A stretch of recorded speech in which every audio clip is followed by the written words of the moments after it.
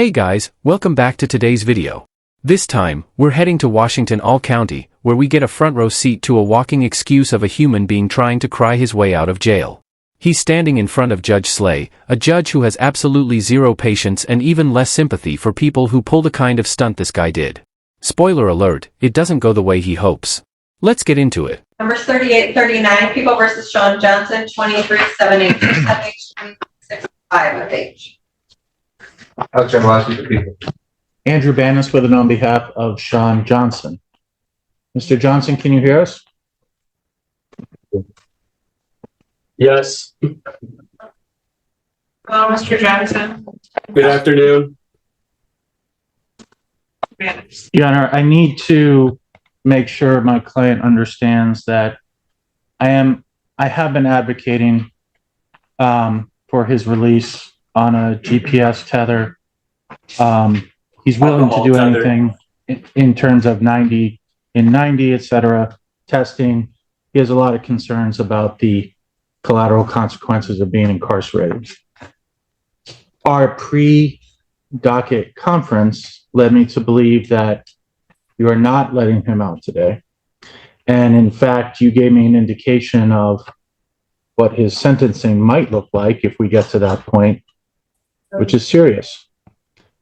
I am at the point where I am advising Mr. Johnson, I spoke with him today, to set this for a jury trial and a final pretrial.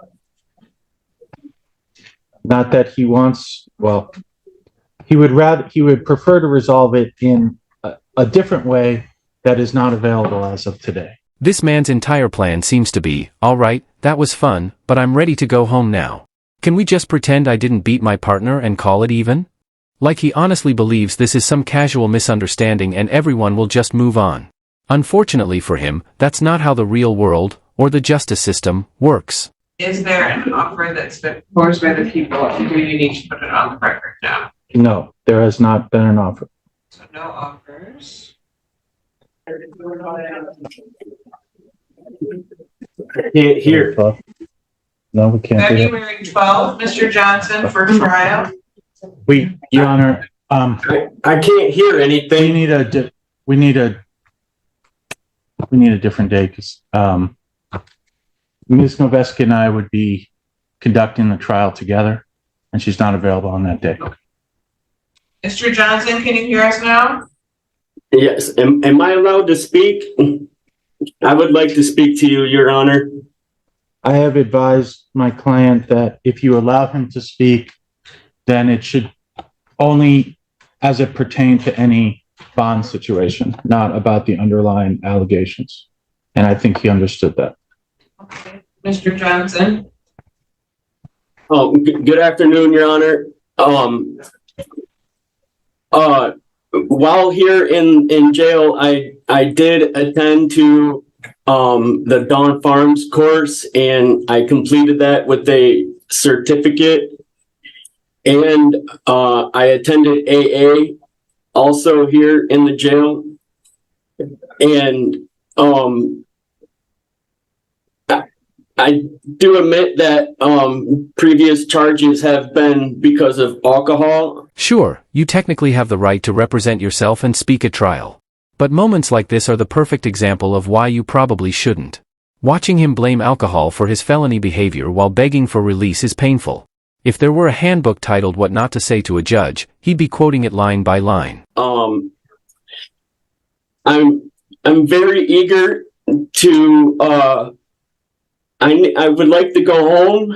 My mother-in-law did pass away several days ago, and I'm definitely willing to wear an alcohol tether and even drug test or whatever it might be. And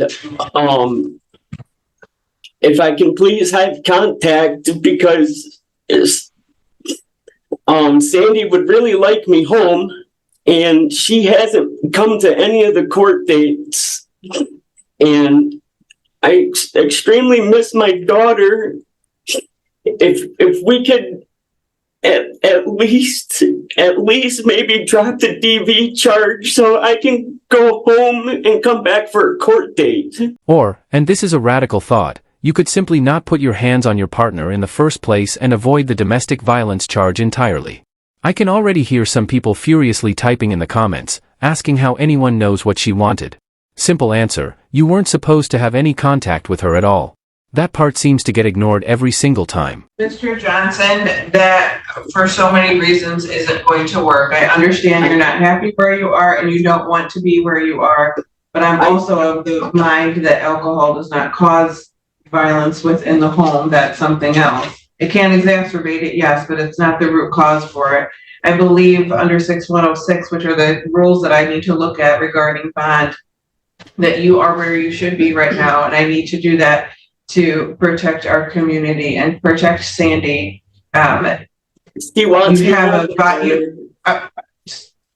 a violation pending. You also have right after arraignment on a new charges where we added no contact with Sandy, and we talked about the drinking issues shortly thereafter. That was on. Then we're now dealing with this home invasion. First degree, we're dealing with domestic, third, destruction of property. I'm not willing to do that. I don't believe that you present to this court having someone who can be safe in the community, so your bond will stay as it is. I'm definitely safe, Your Honor. Because that's exactly what a definitely safe person would definitely say. Sandy would contact. I understand that. I understand what you're telling me today. What I'm saying is I'm making the decision, not Sandy. Then you are staying in. Your next court date is February 8th. Why am I being pressured to take it to trial?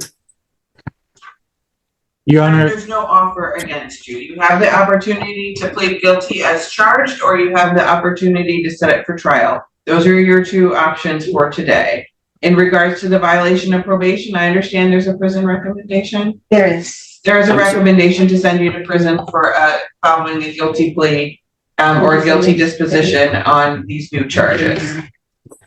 The home invasion is supposed to be a third, not a first. Here's the real problem. How do you know all these details unless you were the one committing the crime? The difference between first and third-degree home invasion usually comes down to weapons or whether someone was present. Add a domestic violence charge into the mix, and it's pretty clear someone was home when he broke in. That's exactly why a first-degree felony is on the table. That's where we started. Okay. Mr. Johnson, there's nothing else that we have on for today's hearing. If there's another issue that needs to be addressed, your attorney will bring it to the court's attention. thank you, Your Honor. Can we have a much sooner court date, please?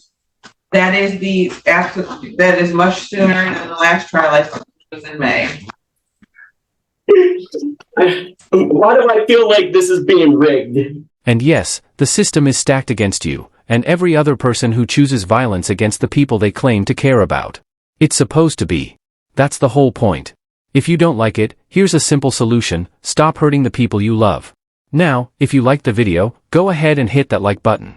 If you didn't, hit dislike. Either way, drop a comment below and make sure you subscribe with notifications on so you don't miss any of the upcoming content.